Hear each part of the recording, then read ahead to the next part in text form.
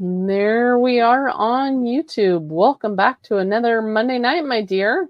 Let's get Instagram. Hello. Oh, yeah. Let's get Instagram going. All right. Hi, Instagram. We are live. Welcome to 3 Facebook pages, 2 Instagram pages, Twitch, Rumble. And then as we upload them to iHeartRadio, Spotify, and Apple Podcasts. So welcome, everyone, and welcome, Becky. Happy Monday. Happy Monday, my dear. How was your Monday? It was good. Nothing too exciting, just work. So Typical. Typical Monday. It was like, okay. I mean, that was just not an exciting Monday. I did get up and went outside this morning and got seen my morning sunrise and doing all the things that I normally do. Yes, ma'am. All those great non-negotiables. And for anyone that is joining us, tonight is a Q&A. We both put posts out earlier in regards of anyone that had questions. So I appreciate you, dear friends over there on Instagram. Anyone that's currently joining, feel free to put it in the comments. But I did have a few submitted. Good. So yeah, absolutely.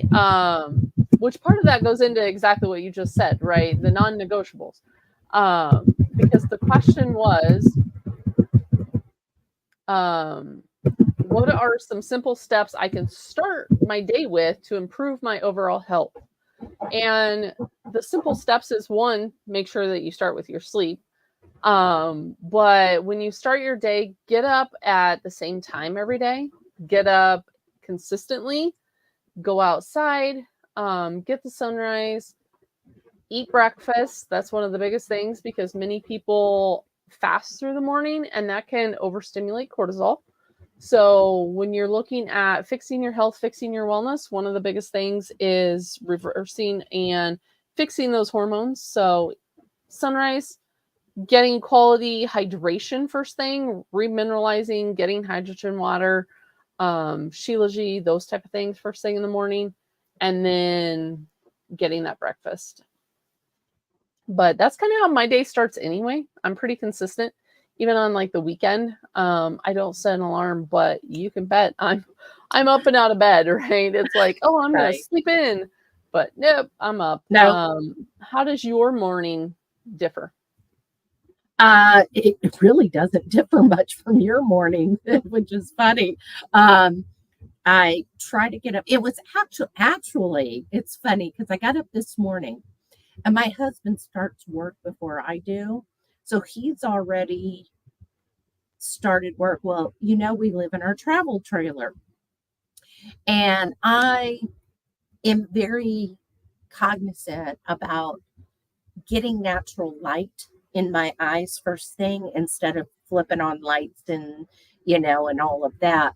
And I opened the bedroom door and his computer monitor and laptop was like lit up out in this main area that we live in.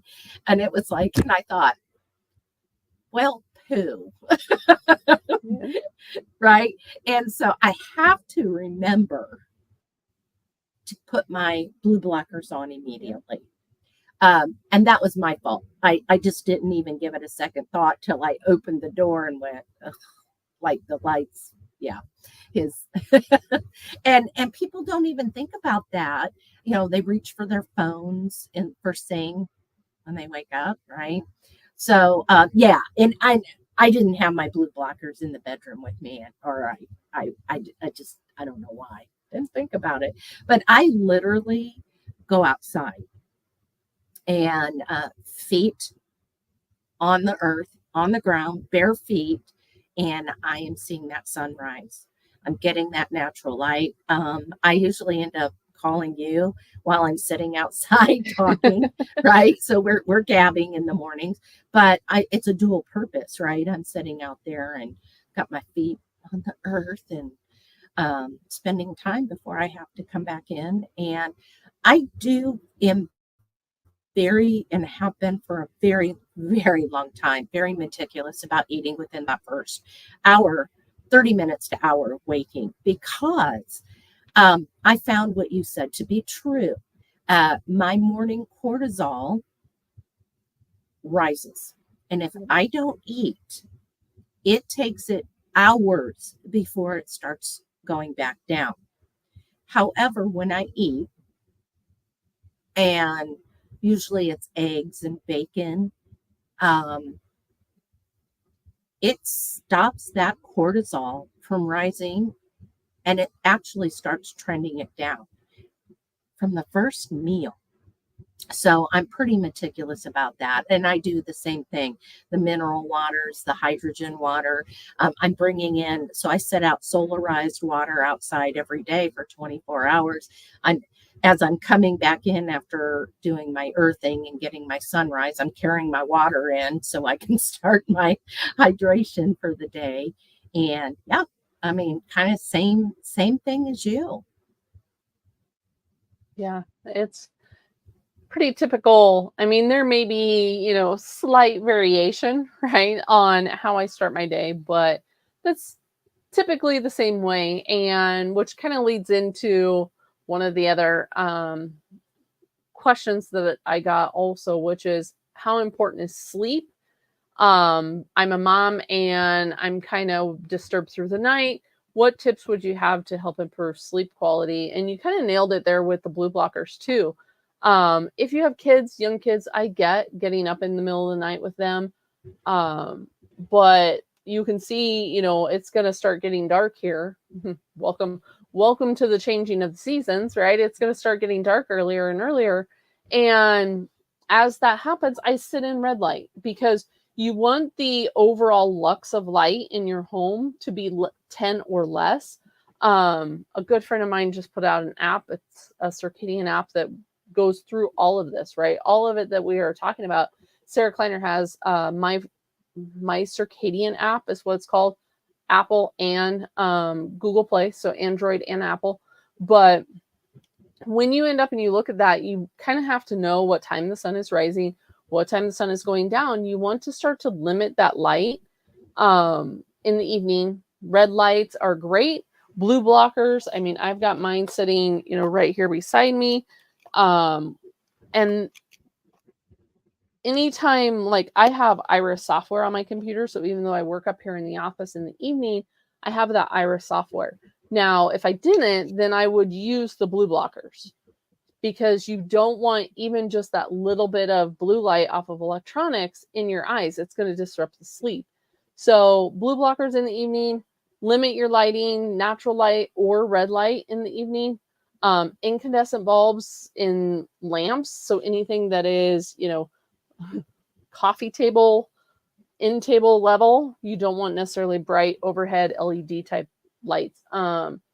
That's all going to help your sleep. Doing parasympathetic work before bed will also end up in help. So things like breath work, our coach Kevin, we end up when we do a breath work meeting. Breath work is great. You've had success with breath work also in regards of your blood sugar numbers.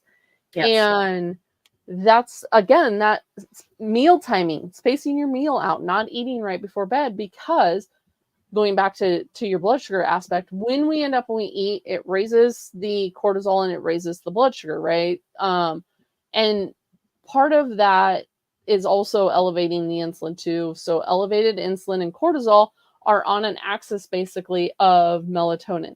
As one is raised, the other isn't going to. And you want this natural rise of melatonin in the evening to help with your sleep. But sunrise, again, going back to the practices we just talked about of seeing sunrise, it stores that pineal melatonin so that you end up and you have that at nighttime. But you got to block the blue light. Otherwise, your body thinks that it's middle of the day. So you're getting mixed signals when you have this blue light, but yet it's getting dark outside. And it just creates a whole circadian mismatch. So block the blue light or change the lighting. Space your meal out and do some form of tapping. I know we've got Coach Sly also over here on YouTube. And one of the things that her and I both use are touch points. So, using those as well are beneficial to help with sleep, winding down, calming, activating that parasympathetic side of the body. But all of those help. Absolutely. Yes, yes. And it takes a while. I mean, consistency is the big key in all of this. Does that mean that you and I have perfect nights where we don't wake up? No. Here recently, I know you were telling me that because of kids, right? You were wanting to know what time the adult teenagers, right, were getting home, and so it disrupted your sleep, and you said, I'm tired today. So those things are bound to happen. Or what happens on the days that it's raining outside? Well, you still can go out and get, I mean, that's a great conductor, right? But if it's really pouring down, yeah, I'm not going out. So I miss those days that happens. Of course, here in Texas, the county we're in is still under a no burn ban. So we haven't had rain, and I can't tell you the last time. So we really need some rain. But yeah, it's consistency, I think, is the big key, and not trying to do everything all at once. When you try to stack too many practices all at once, you're just not gonna. It's just not gonna stick as well. So, working on one thing at a time. And I know I've said this about a bazillion times, but I didn't wait. The first time Becky said, "You need to get up and see the sunrise," I was like, yeah, that's not going to happen because I don't sleep, and I want to sleep until the last possible moment. And the more I learned, I don't know, it's been 3 years ago or something. The more I learned about it, the more it's like, okay, but I didn't jump up immediately the next day and run out there to see the sunrise. I consistently set my alarm 5 minutes early. And it took me, I don't know, probably a couple months for me to finally wake up. And like you said, now I don't really need an alarm clock. My body knows what time to wake up. And even though I would like to sleep in on the weekends, I'm like, bing. And I already know what time it is. Which is crazy, right? Mm-hmm. That's what consistency will do for you. Yeah, absolutely. And so I know we have several people joining us. I see Charlie and Marilyn and Melina. Welcome to all of you over here on YouTube. Welcome also to Donna. She says, thanks. You both are amazing. Appreciate you watching.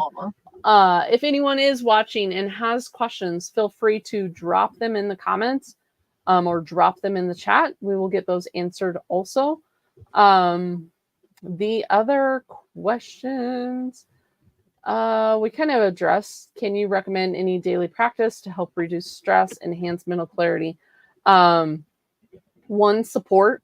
Support's going to end up and be the biggest thing. When it comes to mental health, we have a mental health meeting. Again, Coach Sly does that on Tuesday evenings. It's a great meeting, well attended. Many people end up and appreciate it. But also in regards of reducing stress, I showed you, the touch point system, downloading an app, the tappingsolution.com or tapping solution app. I use that. It just goes through different practices, breath work, doing forms of breath work. We did a video with David Wong a couple weeks ago in regards of frequencies and how those play a role. All of those type of practices and putting them in there will help journaling. So I will grab a link here, but the two of us created a affirmations journal. So again, kind of the same line with frequencies is journaling. When we raise our vibration of how we speak to ourselves, how we see ourselves, we will actually help to lower that stress. So that all plays a role in there, as well as helping with our healing potential and reducing stress.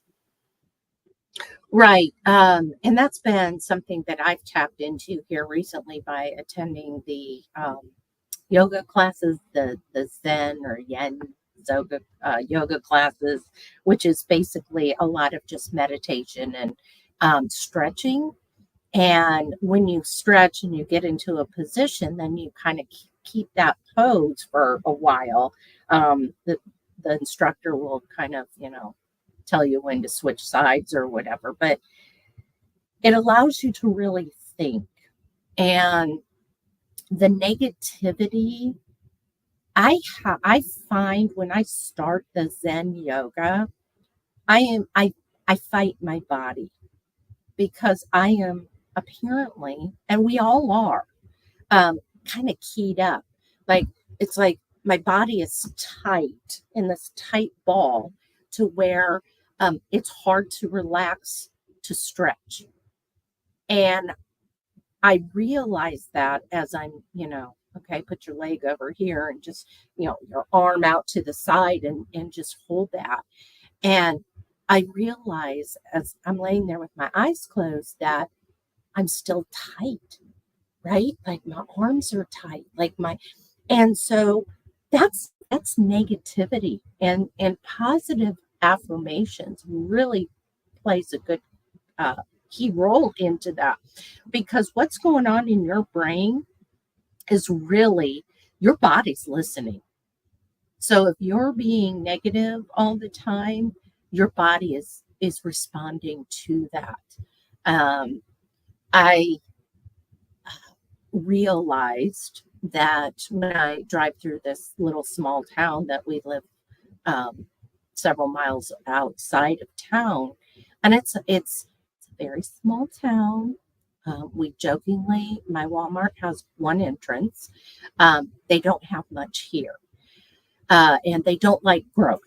So this is a small town that absolutely refuses to let any businesses come in. They will harass them horribly, and then the businesses leave, like they don't want to be there. So I have found that when I drive through there, I didn't realize I was doing it, but I literally am going, I hate this town. I hate this town in my head. And I realized the negativity that I was producing inside my own brain, what was happening. And having that kind of realization, I was able to take the affirmations and flip it around. And that's what the journals we did. We set out in the journal, like we gave you affirmations, like to start with, because it is hard to come off that negativity and think of something positive, right? So we've created a whole bunch of those for you to get you started in the affirmations journal. I don't know. What would you like to add about that? Yeah, absolutely. When we end up and we look at the lower frequency and how we're holding that, and how the cellular level, right? Our cells end up and hold the toxins. Our cells end up and hold the body keeps the score. It's a book, yes, but part of that is also how our body holds on to that. And when we hold on to it, we won't end up and see the healing. We won't see the progress that we are seeking. And so it does take a little, diving deep into that. It's not always easy to do. It can be a very emotional road to go through. And yes, speaking from experience, it's not easy, but you will be thankful when you come out on the other side of it and are able to look back and realize that you can forgive yourself. You can appreciate the journey, not continue to hold any type of regret, and you will be able to move forward. So it truly does make a huge difference, in my opinion, being able to move forward with that. So what made you, Becky, what in your healing journey why did you figure out that affirmations? What put you to that place? Because I know you do them. So, but what clicked? What made you go, oh my goodness, I need to add this? The fact of how the cellular level holds on to things, whether it's the toxins or whether it's the water of the system, right? When we talk about exclusion zone water, each of the protein surfaces in our body hold this shape, holds this structure, if you will. And part of that, if we are being blasted with negativity, we are also speaking negative of ourselves, right? It's not just external, but if we are speaking negative of ourselves, we are structuring our exclusion zone water within that way. And the more I looked at the whole like quantum biology side of things into this like microscopic, into this smaller level, everything is a frequency. Light is a frequency, sound is a frequency, and it's all, if I'm going to look at the circadian rhythm, I did start looking at like Gerald Pollack. There's a water summit coming up also, I want to say next week. But I looked at Gerald Pollack in regards of fourth phase water, exclusion zone water. I looked at Osarumoto in regards of, water crystals, and how when we take this negativity and we take this harsh tone, how you don't get the beautiful crystal snowflake structure. You get a very unstructured, chaotic looking, frozen water. But yet if you speak in these higher tones, if you speak in these higher frequencies, if you use that, it does create a better looking crystal. Veda Austin's another one that has done a lot of work in regards of replicating or pioneering and looking at this water shape and doing some of these other experiments well beyond I ever have. So that is how I kind of started to look at it. Well, as someone that also grew up with some harsh tones, right? The body still holds on to that childhood trauma, and you have to be able to work through that, not suppress it, not hold it in, because again, the body is remembering that, the body is holding that. And so that's where I kind of went about looking at it, adding it. Obviously, when I first got started, it wasn't necessarily, the greatest structured approach. Another coach in the group and I was in another program that we were doing that kind of gave it a little bit of structure. And so then it was just really about, how do I structure a day that's going to end up and work for me? Because obviously I want to see my sunrise. I want to end up and do my grounding. And, how can I stack these and create a stackable approach? Well, even if I'm just sitting outside and I'm grounding, I'm seeing the sunrise, I can still end up and do my visualization or, manifesting how my day, I can sit there and do my affirmations, the scribing or the journaling. I can do that while, I'm inside. I have been known also to take it outside, right? Sit on the steps of my deck and just write. It doesn't have to make sense. That's one of the biggest things that I will tell my coaching clients. I don't care if your journal makes sense. You can talk about the sky being blue and the cow being black. And, once you start writing, that thought process is going to happen and it's going to end up and start coming out on paper. And again, that creates the energy circle. So it is all in how we kind of look at it, how we all go about it, that makes it work for us. So maybe it's not, the same as what mine is, but maybe you structure your day a little bit different. Maybe you get up, you do sunrise, you eat breakfast, and then, 90 minutes to 2 hours after, when you're sitting down and having a cup of coffee, if that's your thing, maybe that's when you end up and, sit in silence and do your journaling. That's perfectly fine. So yeah, it's just however you are able to go about structuring it and getting it in there. I think the thing is learning that you need to rewire your brain, right? We are bombarded daily with news, work, kids, spouses. I mean, the list goes on. And after a while, and it's funny because when I hear just out in public and I hear people go, oh, I'm so tired, and oh, I'm this, and I realize that they've allowed that negativity to wire their brains. And when you rewire it, like I discovered that I was driving through this little town going, I hate this town. Like, well, yes. And so I was gripping the steering wheel tighter. And, I could feel that negativity throughout my body. And when you work through certain things and rewire the body, it allows you to help with that healing. And I think that's the big thing, is going the extra steps beyond the nutrition. And I'm a perfect example of having to go beyond the nutrition. You are too. Mm-hmm. We both of our journeys have taken us nutrition wise to a point, and then our bodies went, yeah, we're done. Stop. It's not working. So then you have to start looking at what else can you do. So I think that's the big thing, and why. And we created the affirmations journal, because there was so many of our clients that didn't have an understanding of what that even was, or where to start, or how to do it, or and so we literally made this like super affordable too.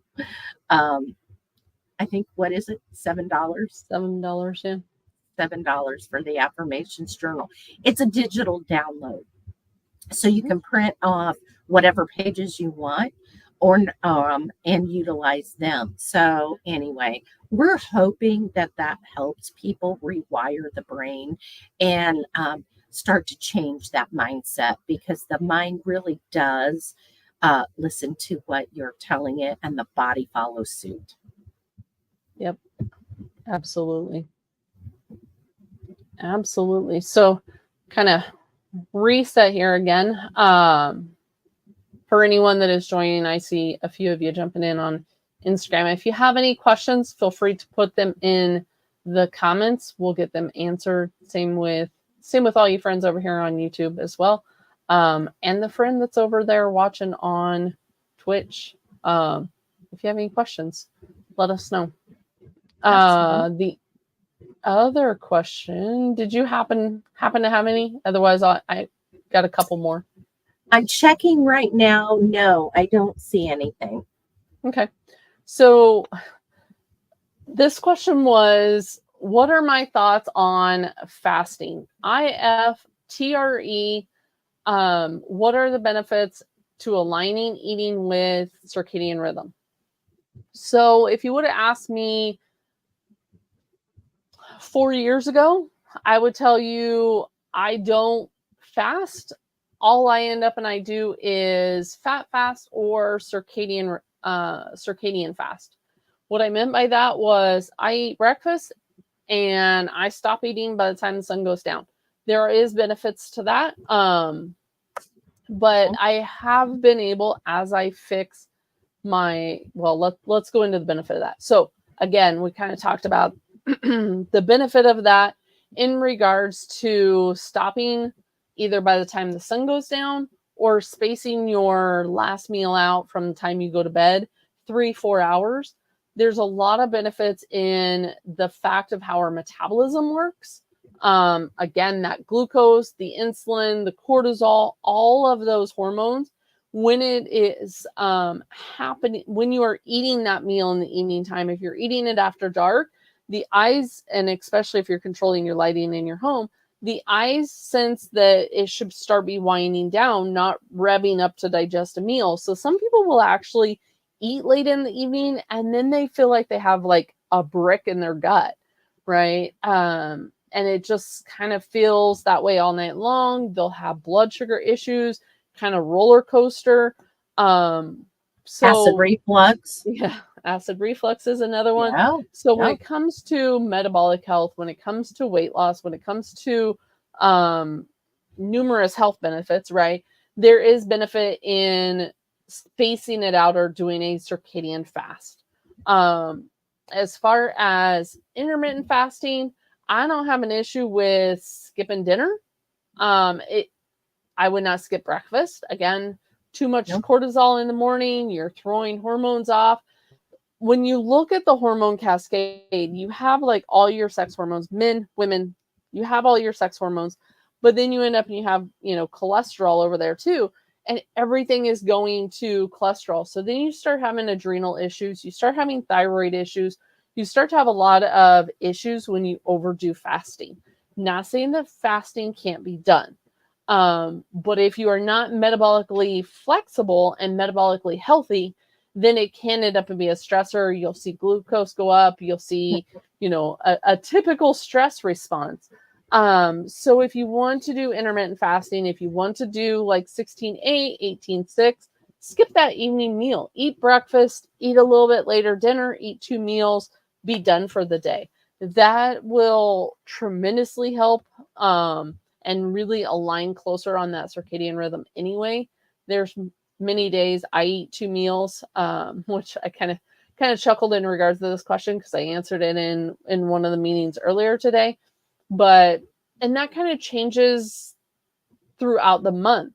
So around the full moon, I will do a little bit longer fasting.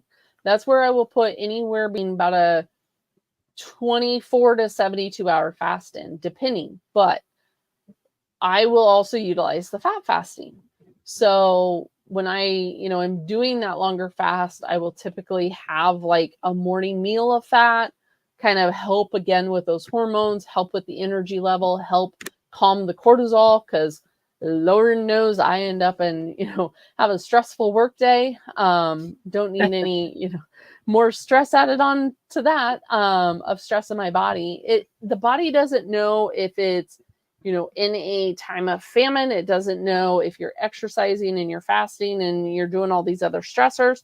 It just knows it's a stress. And so it's going to hold on to things. And so when you look at doing these longer fasts, again, that's where I will put fat fasting. If you are interested in it, again, I wrote a whole masterclass in it, or scroll back on my Instagram. Because like I said, that question come from Instagram.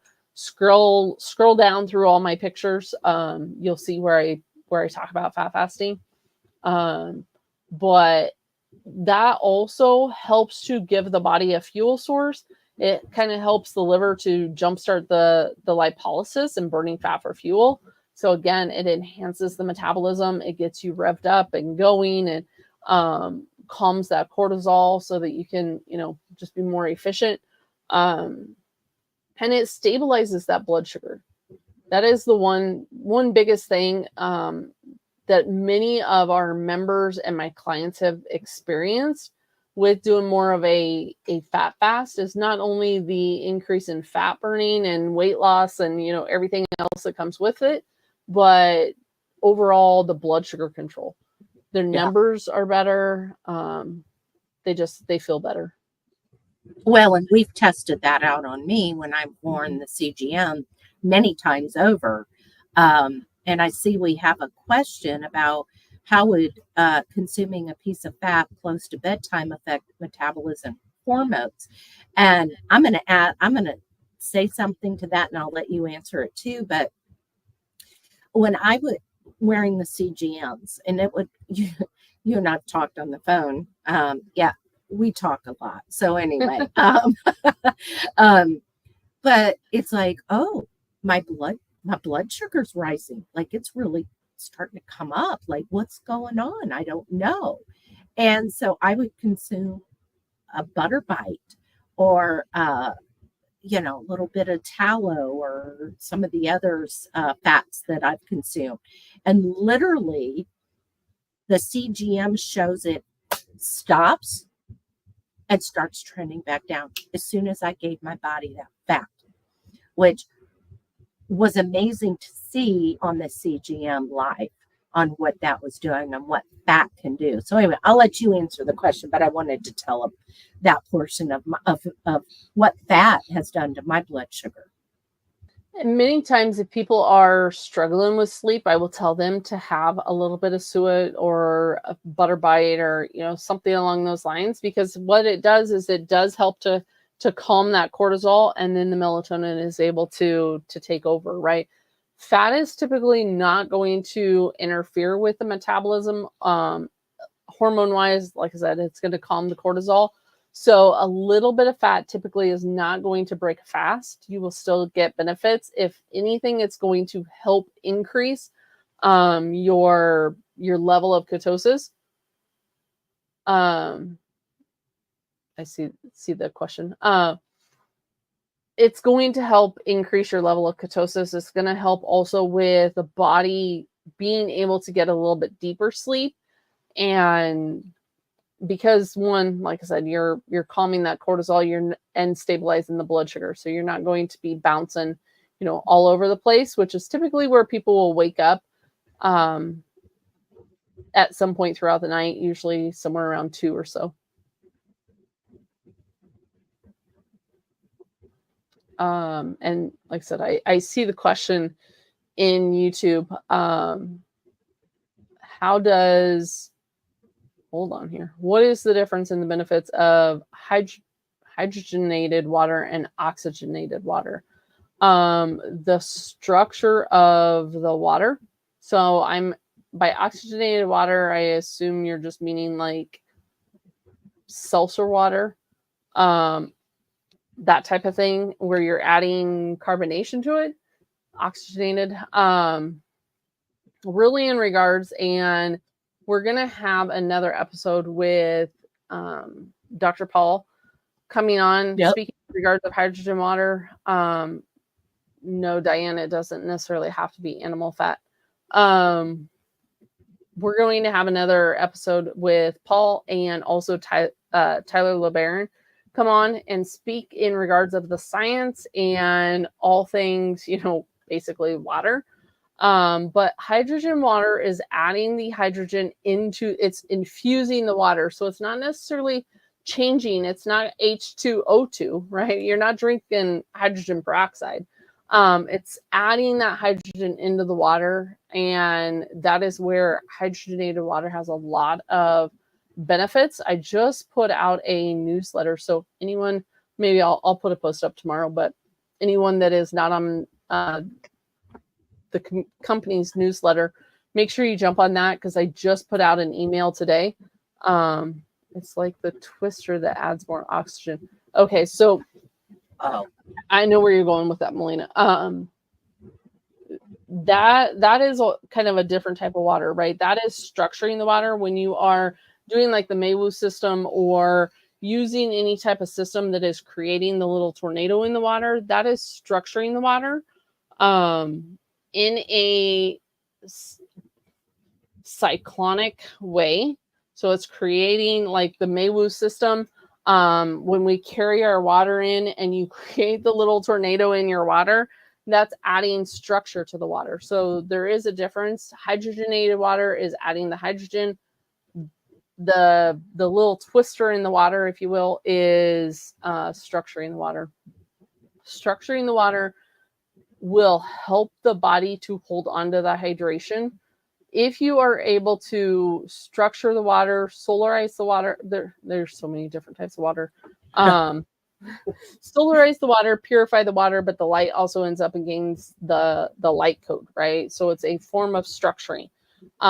Using like a wand to structure the water, using a vortex machine to structure the water, those all end up and structure the water. I have a Maywu system when it's middle of winter, right? Because I can't 30 below zero. I can't really set water outside to structure it like I normally do. I have it on a 24-hour rotation.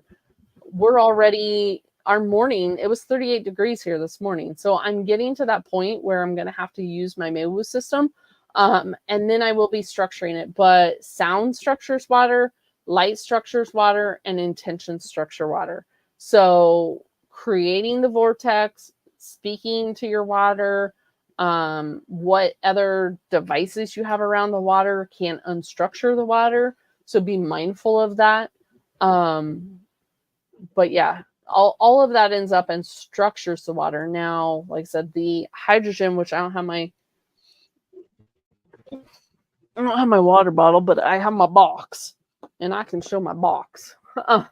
So like the hydrogen water bottle, it adds hydrogen into the water. And then it has a thing on the bottom that ends up and displaces some of the oxygen. So as the hydrogen gas is coming in, and you can actually hear it when you open it. Again, Tyler and Dr. Paul will end up and go well in depth into that. We'll try to get that set up and keep y'all posted. But yeah, that is the difference in those types of water. Great question. Yeah, absolutely. All right. One more over there on Instagram. We've got about another 15 minutes before we got to jump to a BNC meeting. But so if you have any questions, keep them rolling in the chat. This is in regards of my post that I put up this weekend. What role do fermented foods play in gut health? And could you suggest some ways to incorporate them into your daily diet? So let me get a drink before answering that. I knew that was going to end up and spark some things. So let me first start by saying I get the one side that will end up and say carbs are non-essential. They're non-essential, right? You can live off just meat and fat. I understand you. I get you.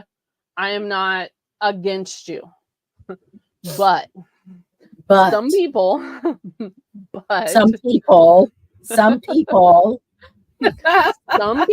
are able to reintroduce.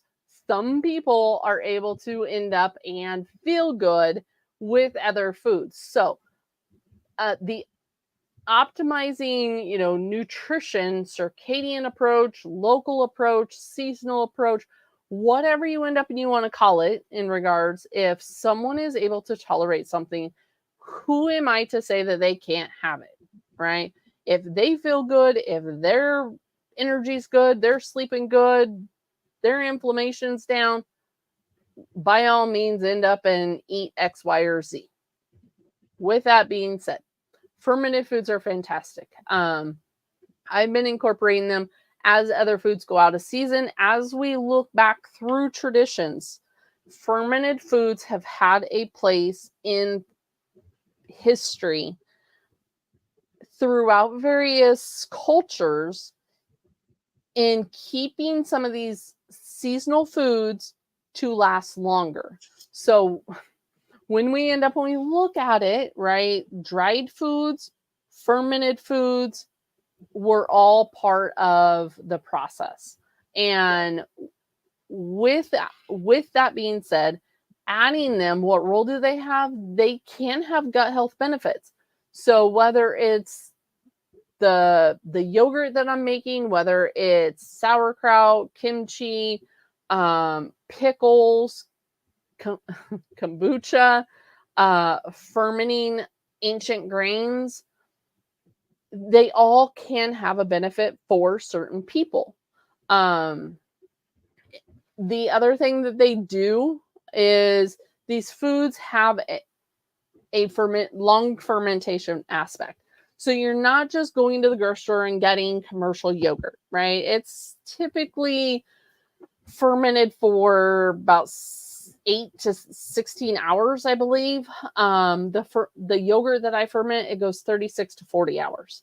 It does have different strands of bacteria, like Lactobacillus reuteri, Lactobacillus gazzeri. All of those end up and provide natural bacteria for the gut, boost that beneficial aspect. It does help in healing the gut. There's a lot of studies out there in regards of the different benefits when it comes to utilizing some of these other strands of bacteria, anywhere down to helping even on a like antibacterial. So some of, like I said, some of the unwanted or unnecessary bacteria that may get into our gut, some of these good bacteria have the ability to kind of kill off those. So that is part of it. B vitamins, like I said, probiotic, prebiotic, all the enzyme aspect. So when we look at it, like I said, gut flora, the gut microbiome, that's the biggest thing.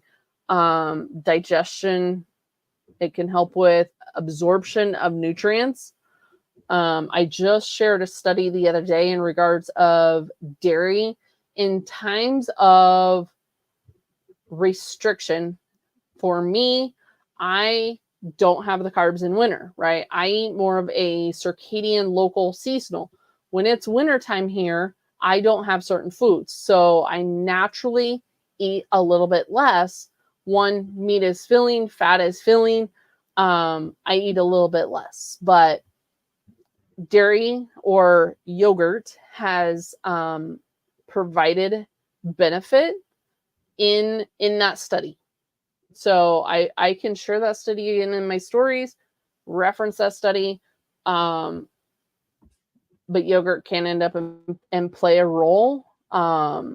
Sauerkraut, kimchi, pickles, all of that is going to add to that balancing of the gut microbiome. Dr. Shauna Mara talks about adding ferments as well. So, like I said, some people will see a reduction in inflammation, improved digestion, and then like balancing of the blood sugar. Even when you start to bring some of these in, I've noticed or had clients that a little bit of the fermented will help with their digestion, but it helps with the blood sugar too. It's not a starchy carb. Typically, most of your ferments are going to end up and be some of those lower glycemic, things like the cabbage, the cucumbers, those type of things. The spice of the kimchi also has benefit in there. So, like I said, it's now the flip side of that. The kombucha and the ancient grains, aka sourdough, the digestion. I know you and I were just discussing this the other day in regards of your husband, because we were discussing the fact of the protein and the bread and standard bread. And I have a screenshot on my phone. I was discussing it with someone that is a diabetic, and regular bread would raise their blood sugar up 50 points. The sourdough bread only raised it 10. A standard normal blood sugar rise when you are incorporating carbs, again, don't come at me, meat people. I understand. I'm saying if you are incorporating carbs, but a normal meal response when you are having starches is anywhere, depending on the reference points and studies and stuff that you're looking at, anywhere between about 10 to 20 to 30 point rise, but then you want it to come back down to baseline. That doesn't always happen for people that are breaking down the standard white bread, wheat bread, commercial breads, but the fermentation process and the breaking down of these grains in sourdough has proven benefits on how the body is tolerating it. One, because of the acid that it's creating, because of the fermentation. You can do a longer fermentation by cold proofing it like in the fridge a little bit longer. All of that I'm not saying regular consumption. I'm saying for some people, they are able to have these in there occasionally and tolerate them. Yeah, one of the things that I just got today is my B complex for the gut. So I am incorporating that in. I was happy to get it today. But yeah, I'm starting to incorporate it because what happened was, and they're going to come at us, but for me,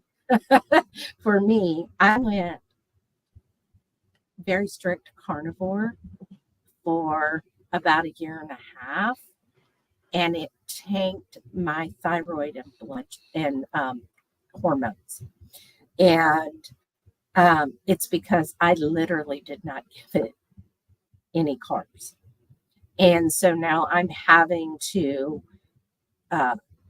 rework some things for me to get, and it has to do with everything that Becky just talked about is things that I'm incorporating. I have a local store in the little town that I don't like, that I'm now changing my tune, but it has this awesome little health store, and they sell the yogurt. They actually make that yogurt. And so I've been buying that. And I literally am eating like 2 tablespoons of it a day. I've added like cucumber to it. And then I even bought some fresh dill to kind of make a tzatziki type thing. I didn't add the cheese that you add. I didn't. I just feta, right? Yeah. Feta? Yeah, feta cheese. I didn't buy any of that, but it's delicious. And it was so funny because the first time I tried that yogurt, I went, ew, ugh, right? Now I absolutely, because it has no flavor. And so that's why I added the other stuff to it, but I love it now. I mean, but again, that's feeding my gut. That's helping with that.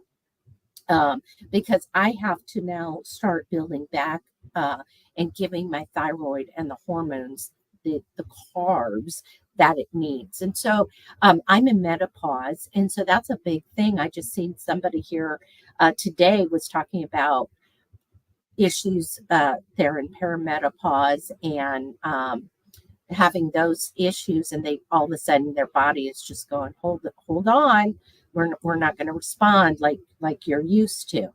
And so you have to kind of again look at different avenues of what, because your body really is telling you what's going on.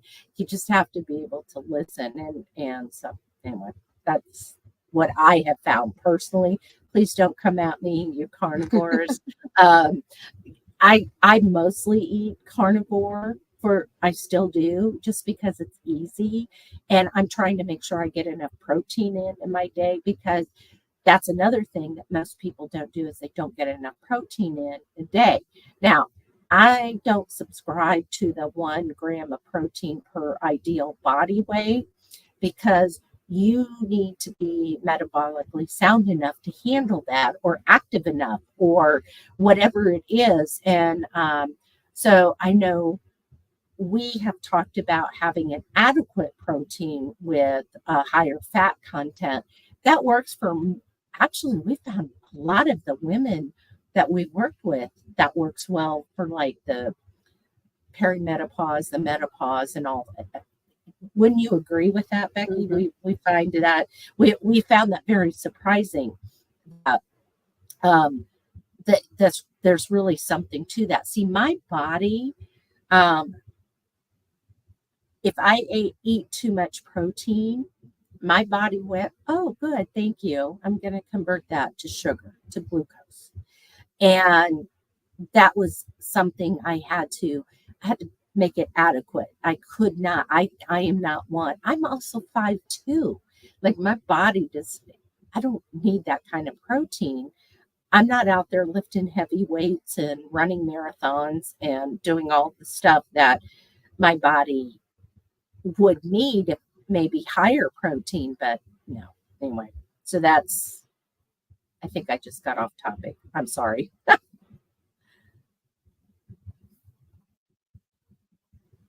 That's all right.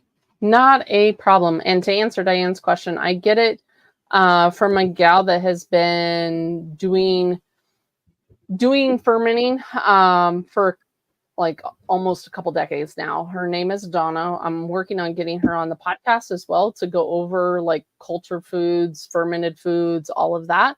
But her website is culturedfoodlife.com. And that's where I got my stuff. But yeah. Well, I don't have any questions over on my Instagram or Facebook. How about you? I don't have any more beyond that. So it is almost at the top of the hour. So both Becky and I need to jump over to the BNC community. We have a meeting. We have how many meetings a week? Like 10, 12. I don't even know at this point because we got a daily social. We've got all sorts of meetings. So jump over there and join us. We would be happy to have you. We absolutely would. And again, if you are interested in the affirmations journal, it's $7, and we put the link in the chat for you. So we're working on other guests coming up, so we will let you know when they confirm. Other than that, yeah, no more questions. Awesome. Nope, absolutely. It was wonderful. And have a blessed night, everyone. And we will see you